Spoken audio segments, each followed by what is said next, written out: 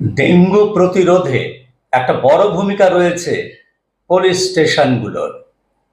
রাস্তা থেকে 2 চাকা, 3 চাকা, 4 চাকার যে গাড়িগুলো তারা বাজেয়াপ্ত করে, সেই গাড়িগুলোকে অধিকাংশ জায়গাতেই দেখেছি খোলা আকাশের নিচে রেখে দেয়, শেডের নিচে রাখে না।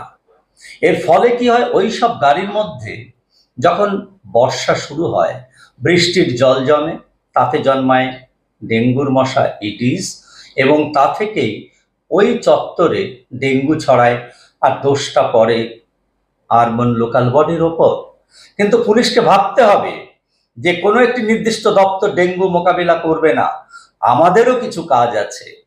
প্রয়োজনে বাজেট করতে হবে এবং সরকারকে বোঝাতে হবে যে এই ডেঙ্গু মোকাবিলার কাজটাতে সমস্ত দপ্তরের পাশাপাশি পুলিশ দপ্তরের একটা বড় ভূমিকা আছে, এবং এখানে ডেঙ্গু মোকাবিলার জন্যে অর্থ বরাদ্দ করতে হবে।